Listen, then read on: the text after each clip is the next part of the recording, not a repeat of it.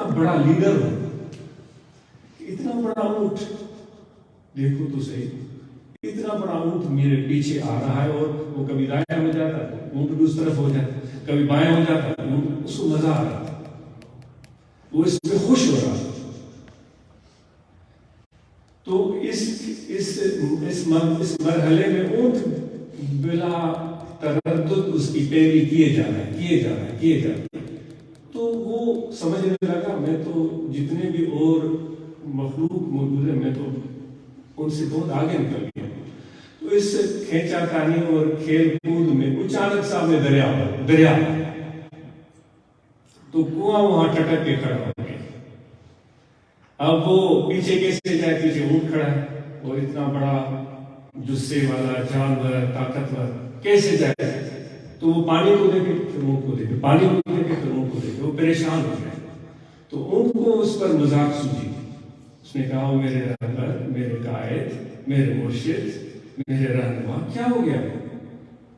تو بیچارہ وہ چوہا پریشانی میں اس کو کہنے لگا کہ سامنے پانی ہے۔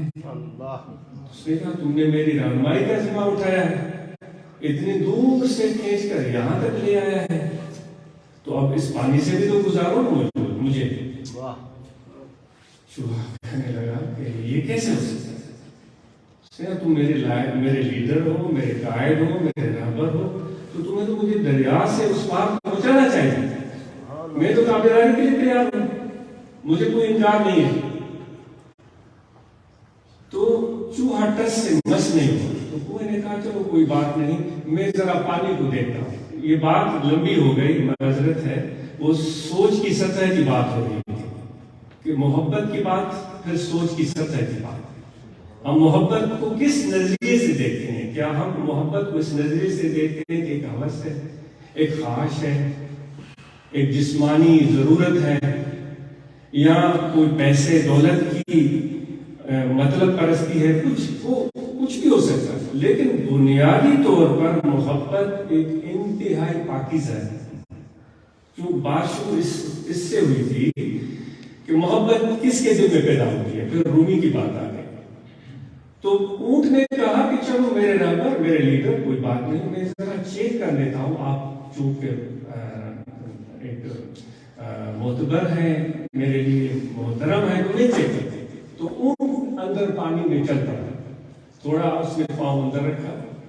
اب ہمیں دیکھنا ہے اس کہانی کے اندر مانا، اس نے پاؤں آگے کیا، پھر دوسرا پاؤں آگے کیا، اس نے کہا یہ تو کچھ بھی نہیں، یہ تو پنڈلی تک آ رہا ہے، یہ پانی پنڈلی تک آ رہا ہے، یہ تو کچھ بھی نہیں ہے، آپ بے فکر کود جائیں۔ تو چوہا پریشان ہو کر اور بڑا ایک بے سر و سامانی بے کسی کے عالم میں کہنے لگا کہ جہاں تمہاری پنڈلی تک پانی آ رہا ہے، وہاں اگر میں جاؤں تو میرے قد کے اوپر کتنے فٹ پانی ہوگا، تو یہ تو مذاق ہو گیا۔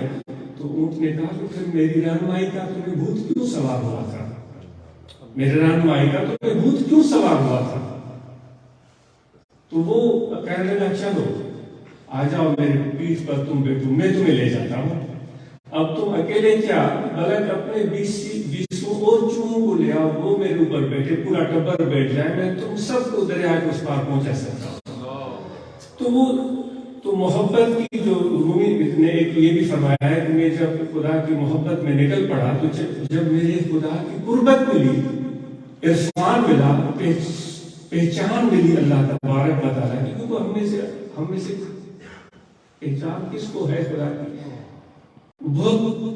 بہت ہی ایک اہم چیز ہے۔ ہم سمجھتے ہیں کہ ہم پہچان رکھتے ہیں، لیکن شاید ہم نے صرف خدا کا نام ہی سنا ہے اور نام کی مالا جپتے ہیں، لیکن جو اللہ تبارک و تعالیٰ کی پہچان ہے وہ اعلیٰ چیز ہے۔ تو رومی صاحب کہتے ہیں جب میں اللہ تعالیٰ کی بارگاہ تک پہنچا تو مجھے پتا چلا کہ مجھ سے پہلے خدا میری تلاش میں تھا، کہ تم کہاں بھٹک گئے۔ جو میں نے آیے کریمہ تلاوت کی اس میں اللہ تعالیٰ فرماتا ہے کیا تمہارے لیے وہ وقت نہیں آیا ہے کہ تمہارے وہ وقت نہیں آیا ہے کہ تمہارے دل میری یاد میں گڑ گڑائیں۔ اللہ خدا کے دل میں محبت، خدا کی طرف سے محبت کا اعلان ہوا نا. ہمیں کہہ رہا ہے کیا وہ وقت ابھی تک نہیں آیا ہے کہ تمہارے دل میری یاد کی وجہ سے گڑ گڑا؟ ہم کہیں گے ہم تو نماز پڑھ رہے ہیں, ہم تو کہیں گے کہ ہم سجدہ بھی کر رہے ہیں, رکوع بھی کر رہے ہیں, لیکن خدا کی طرف سے فرمان یہ خود نماز میں ہم پڑھ رہے ہیں, وہ ہم آیت پڑھ کر گزر جاتے ہیں, ہمیں پتہ ہے خدا ہمیں ہمارے زبان سے ڈال رہا ہے. کیا وہ وقت ابھی نہیں ہے؟ یعنی کہ اللہ تعالیٰ فرماتا ہے کہ میں تو متوجہ ہوں, میں تو تمہارے لیے رحمت کے دروازے کھول کے بیٹھا ہوں, بلکہ وہ رحمت کے خدا انتظار میں ہے, تم کہاں بھٹک رہے ہو. اور ہم اپنے لیے یہ سمجھتے ہیں اس چوہے کی طرح ہم تو بڑی منزلوں پر پہنچ گئے ہیں, تو اب یہ سفر طے ہو تو کیسے طے؟ تو بہرحال یہ مفہوم, یہ بات سے بات چلی گئی. تو یہ بات کہنے کا مقصد یہ تھا کہ محبت کس کے دل میں پیدا ہوئی, لیکن جب محبت ہے تو پھر مزہ بھی ہے, اور محبت کی سطح کیا ہے اتنا مزہ زیادہ. وہ ہماری محبت اس طرح نہ ہو کہ کسی نے کہا تھا 2 اور 2 کتنے ہوئے, تو اس کو بھوک لگی تھی تو اس نے کہا 4 روٹیاں. ایسی محبت بھی نہ ہو کہ ہم صرف روٹی کا ہی ذکر سننا چاہیں. وہ سندھی میں کہاوت ہے کہ وہ گئی تھی پہلے زمانے میں گھروں میں جو ہے وہ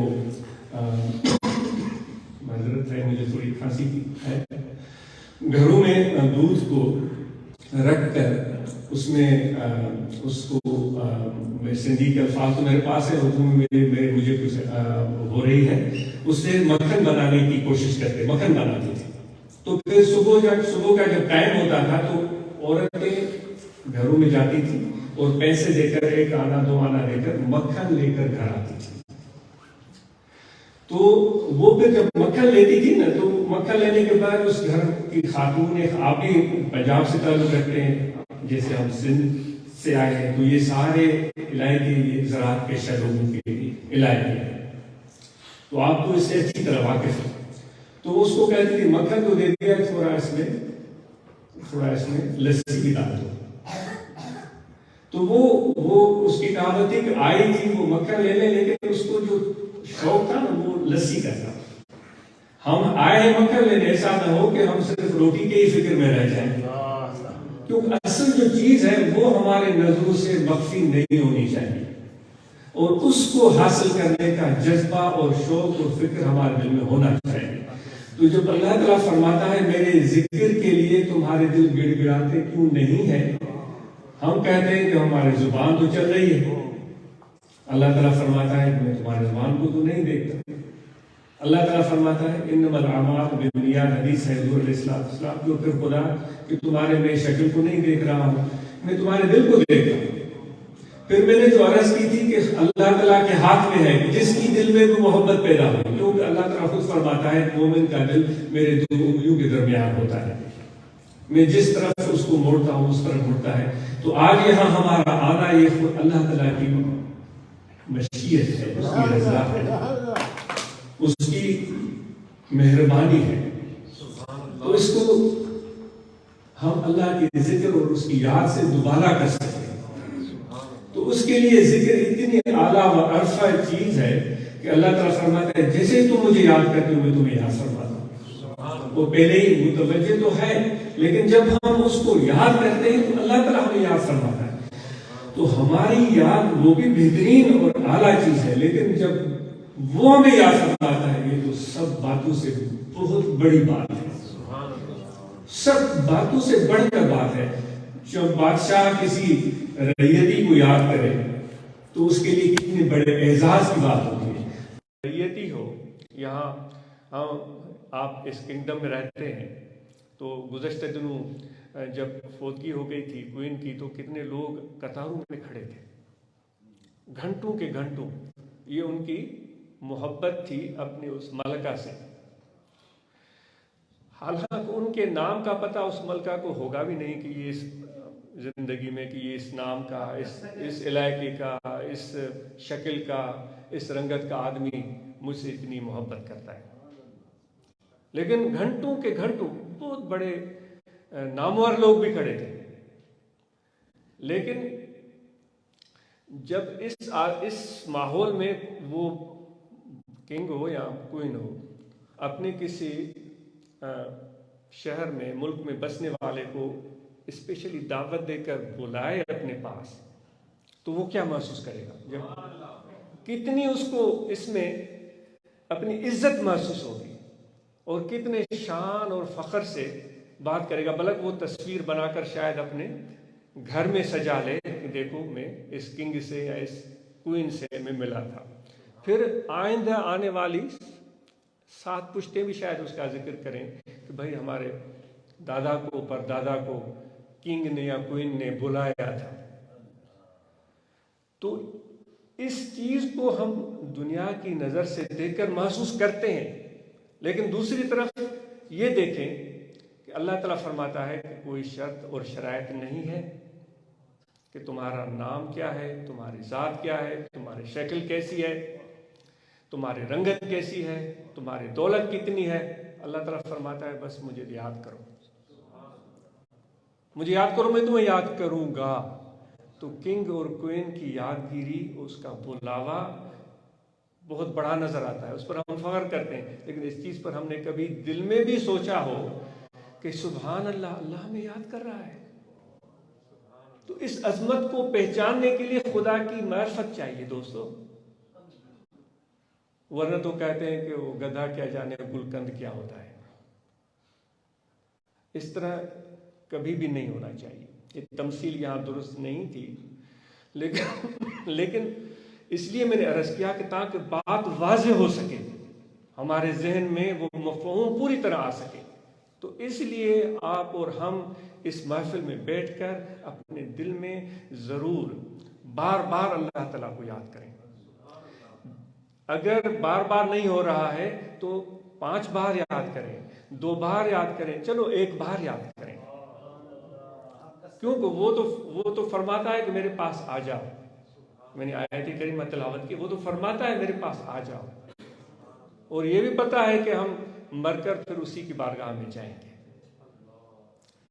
تو کیوں نہ اس وقت میں جو مہلت ہمیں ملی ہے، اپنے کاروبار زندگی میں محنت کریں، اور خوب محنت کریں، اور ضرور محنت کریں، کیونکہ ہمارے سلسلہ عالیہ میں زور ہی اسی پر دیا جاتا ہے کہ پہلے ہاتھ کار کی طرف بڑھاؤ، پھر کہتے ہیں دل یار کی طرف۔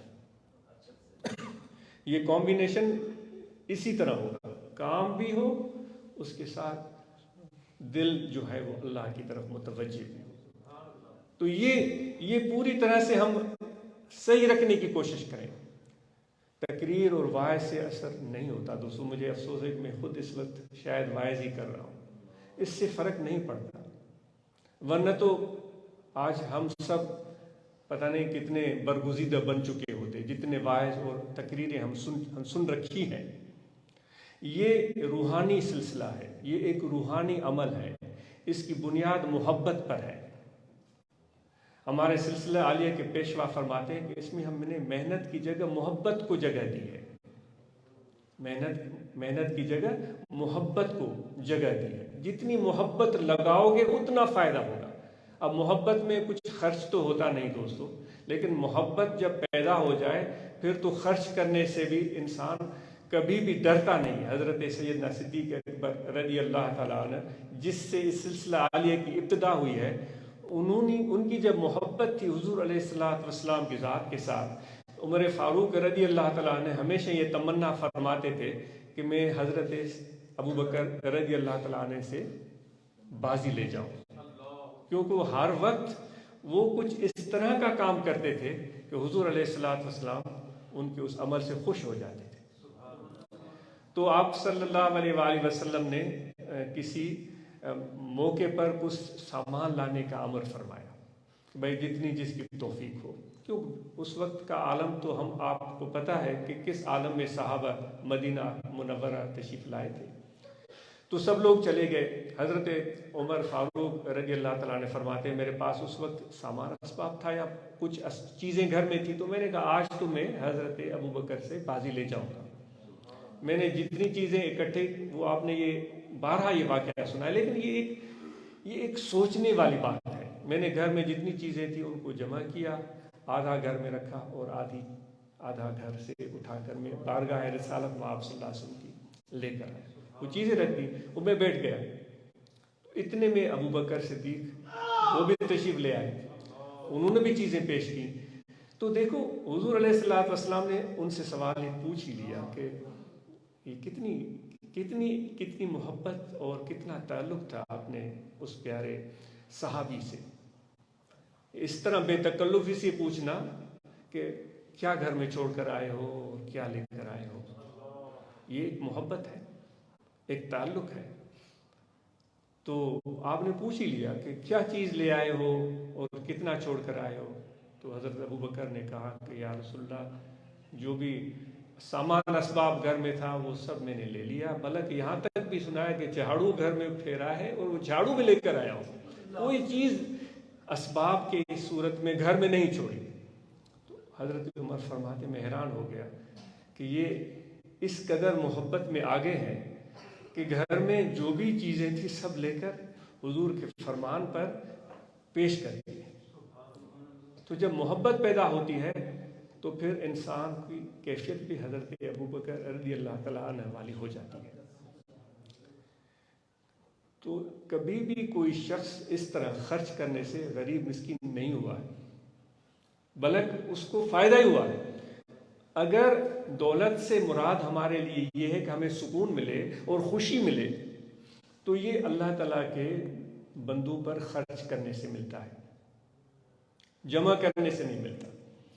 تو ذکر کے بارے میں دوبارہ عرض کر دوں، اس اللہ تعالیٰ کے ذکر کی برکت سے انشاءاللہ تعالیٰ اللہ تعالیٰ کی رحمتیں نازل ہوگی، کیونکہ اللہ تبارک و تعالیٰ نے اپنے پیارے پیغمبر ہمارے آقا و مولا حضرت صلی اللہ علیہ وآلہ وسلم کو مبعوث فرمایا، اور آپ صلی اللہ علیہ وآلہ وسلم نے یہ ارشاد فرمایا کہ میرے سامنے آپ کی دنیا اور دولت کی کوئی حیثیت نہیں ہے.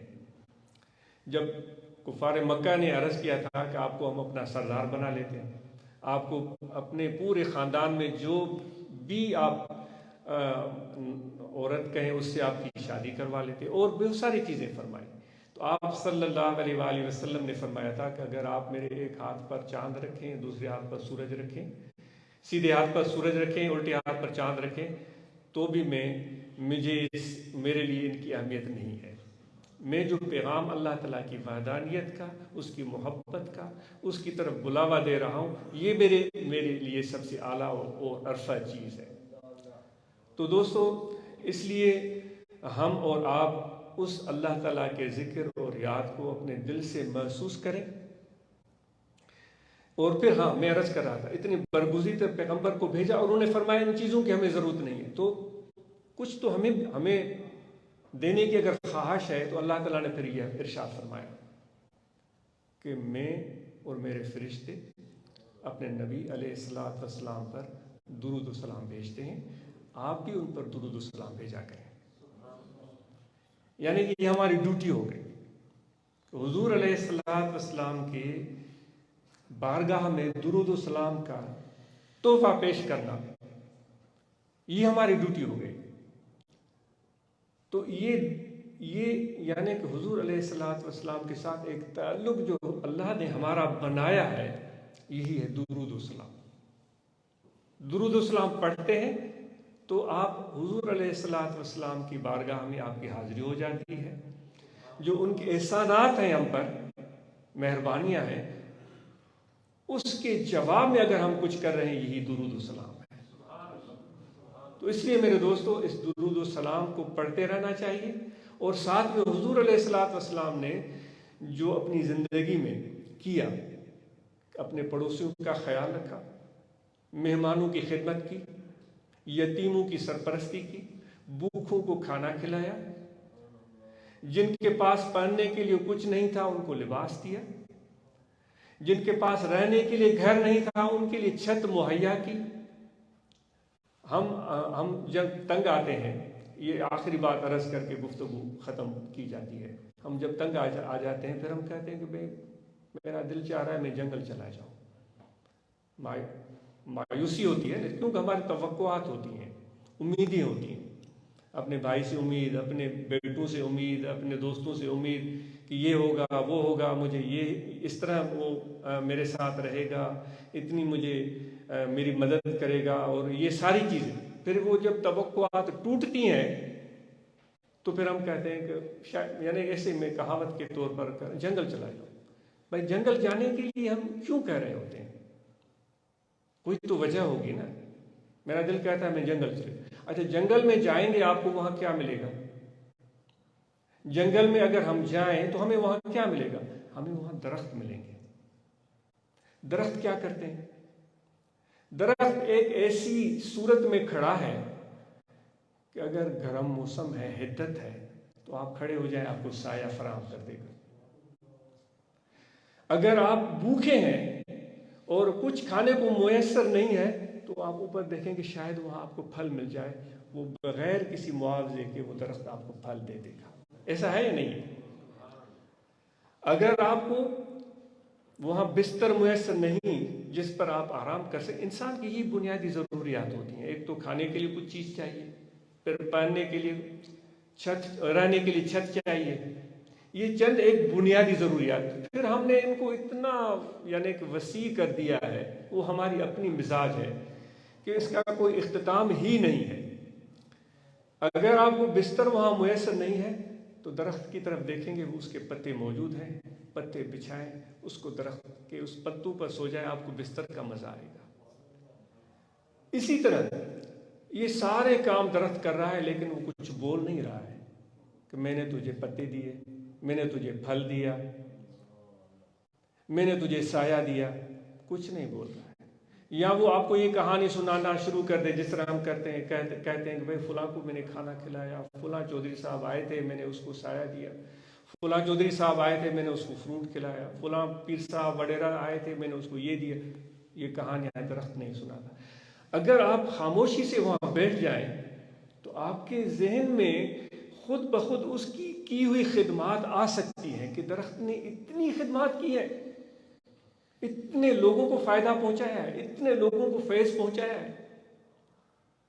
اگر ہم بیٹھ کر وہاں تھوڑا سوچیں تو یہ ساری خدمات وہ درخت نہیں بولے گا، لیکن آپ کے دل میں آنا شروع ہو جائے گی۔ یہ علامت ہے کہ آپ کے دل میں کچھ احساس ہے، کچھ رمق ہے۔ تو ہم جنگل اس لیے جاتے ہیں کہ درخت بغیر کسی لالچ کے ہماری خدمت کرتے ہیں، ہمیں فائدہ پہنچاتے ہیں، ہم وہاں بسیرا کر سکتے ہیں، اپنی زندگی گزار سکتے ہیں۔ تو کیا ہم ان درختوں سے کچھ عادتیں ادھار لے سکتے ہیں؟ اگر وہ کچھ عادتیں ہم ادھار لے لیں تو کتنا ہی اچھا ہو جائے، یہ دنیا کتنی بہترین بن جائے۔ ہم ان درختوں سے سیکھنے کے لیے شاید تیار ہو جائے، شاید کچھ بہتری پیدا ہو۔ تو میں آج ہی آتے ہوئے میں سوچ رہا تھا کہ ہم بلا وجہ نہیں کہتے کہ میں جنگل چلا جاؤں۔ بھائی جنگل میں کوئی تو چیز ہے۔ ہم تو اپنے دوستوں کو یعنی کہ ان کو غیرت دلا رہے ہوتے ہیں کہ بھائی میں تم سے مایوس ہو گیا ہوں، میں جنگل جانا چاہتا ہوں۔ جنگل کیوں جا رہے ہیں؟ کیونکہ وہاں درخت ہے، وہ بغیر کسی طمع اور لالچ کے۔ یہاں لوگوں سے آپ نے امیدیں باندھی، لالچ رکھی، انہوں نے کچھ کیا نہیں تو آپ مایوس ہو گئے۔ اس نے وہ میں نے پیسے مانگے، مجھے پیسے نہیں دیے، مجھے بھوک تھی، اس نے کھانا نہیں کھلایا، وہاں شادی میں گیا تو اس نے مجھے ہاتھ صحیح طرح سے نہیں ملایا، مجھے وہ قطار میں کھڑا ہونا پڑا کھانے کے لیے، میں نے دھکے کھائے۔ تو یہ ساری چیزیں یہ نشاندہی کرتی ہیں کہ ہم اپنی میں کو بھلاتے ہی نہیں۔ دوستوں کے پاس جاتے ہیں تو دوست کو بظاہر خوش کرنے کے لیے جاتے ہیں، لیکن ہم اپنی میں گم ہوتے ہیں۔ وہ گیدڑ جب شام کو نکلتے ہیں نا، وہ آواز نکالتے ہیں، تو ایسے لوگوں نے کہا ہے، وہ ایک گیدڑ کہتا ہے میں وہ میں، یعنی کہ میں بڑا ہوں۔ پھر دوسرا آتا ہے تم کون ہوتے ہو، میں وہ میں۔ پھر تیسرا آتا ہے، پھر وہ پورا ان کا وہ غور جمع ہو جاتا ہے، پھر آواز در آواز، آواز در آواز، میں وہ میں۔ وہ ہم زبان سے تو نہیں بول رہے ہیں، لیکن ہمارے رویے، ہمارے طور اطوار وہ ظاہر کر رہے ہیں میں وہ میں، میں وہ میں۔ تو اس انانیت سے نکلنے کی ہمیں ضرورت ہے۔ اس کے لیے اللہ کا ذکر ہے جو ابھی دوست بات کر رہے تھے خدمت کی. یہ بہترین بات ہے، ہر کی خدمت کر وہ مخدوم شد. جس نے بھی خدمت کی وہ مخدوم ہو گیا. حضرت ابو الحسن خرقانی اس سلسلے کے پیشوا ہیں، اور وہ اتنے عظیم صوفی اور بزرگ گزرے ہیں کہ بڑے بڑے دانشور ان کی خدمت میں جاتے تھے. ابو علی سینا جیسا فلسفی حکیم ان کی خدمت میں گیا تھا.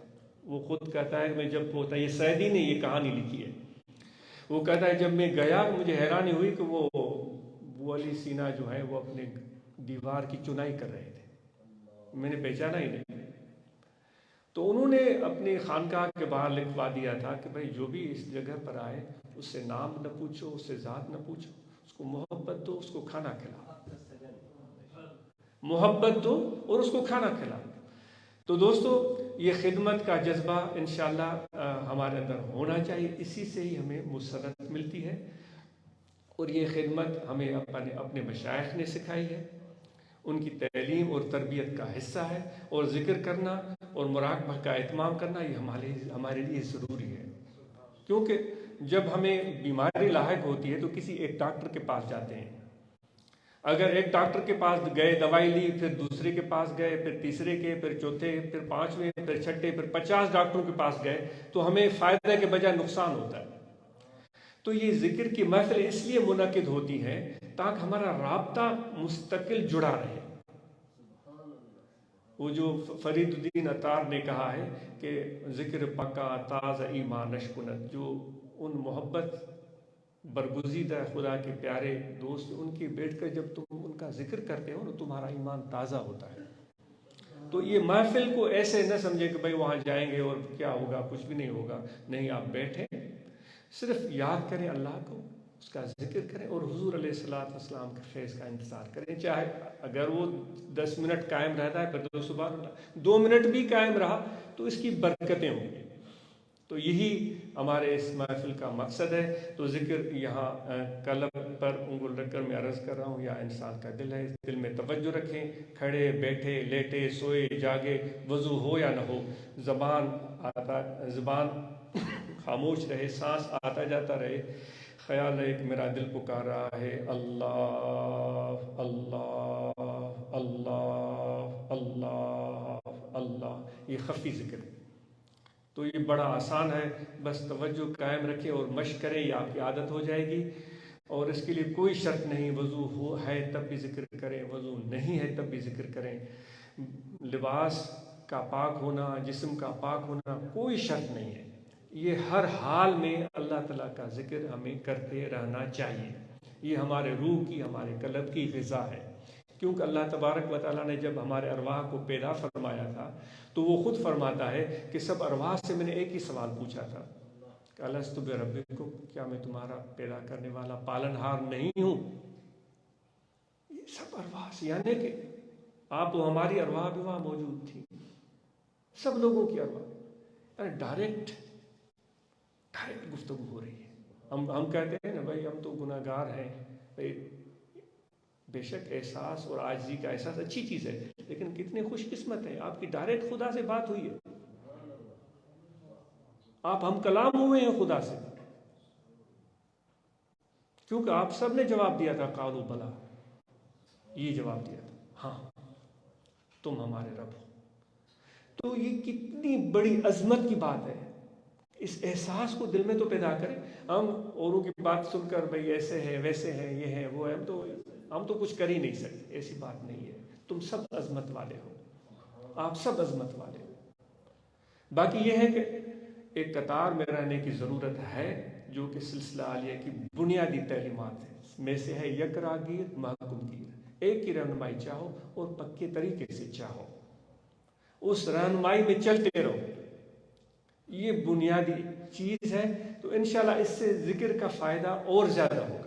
کیونکہ اگر صبح سے نکلیں گے، کیونکہ ہمارے مرشد پیر مٹھا سے رحمۃ اللہ علیہ فرماتے تھے کہ بھائی روپے میں کتنے آنے ہوتے ہیں؟ وہ کہتے ہیں 16 آنے. پھر فرماتے تھے کہ بھائی دیکھو 15 آنا جو ہے، یہ سلسلہ نقشبندیہ کی میں بات کر رہا ہوں، 15 آنا مرشد کی محبت دل میں رکھو، 1 آنا ذکر. فرماتے تھے یہ کمبینیشن کافی ہے.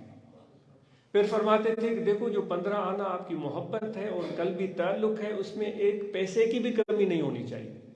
اگر اس میں ایک پیسے کی بھی کمی ہوئی تو آپ کا ذکر بھی آپ سے چھوٹ سکتا ہے.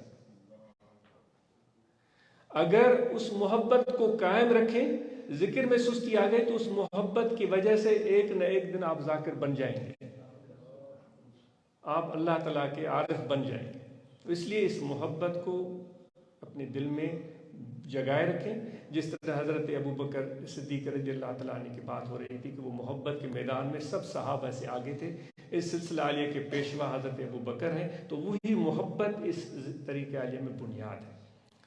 تو اور مراقبہ ذکر کی تو بات میں نے عرض کر دی، آپ سب آپ کریں، مراقبہ کریں، اور جو ختم شریف ہے وہ روزانہ بلا ناغہ پڑھیں، اور وہ بارگاہ رسالت مآب صلی اللہ علیہ وسلم میں تحفہ پیش کریں. آپ کے آل پاک، صحابہ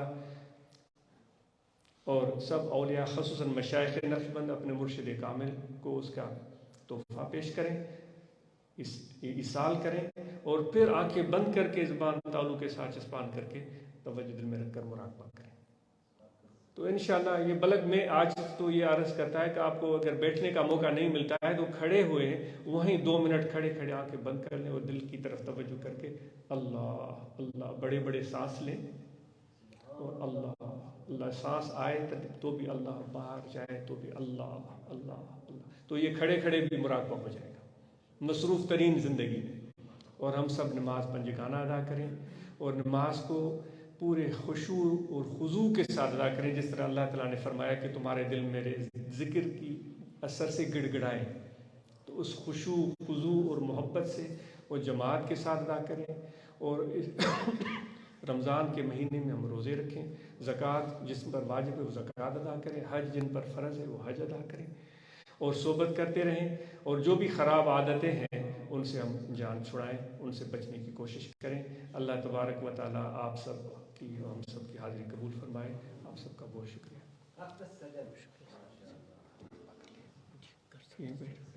2 ختم شریف پڑھیں، 5 منٹ کے لیے مراقبہ کرتے ہیں. تو ختم شریف پڑھیں، 11 مرتبہ درود پاک، 1 مرتبہ سورہ فاتحہ، 11 مرتبہ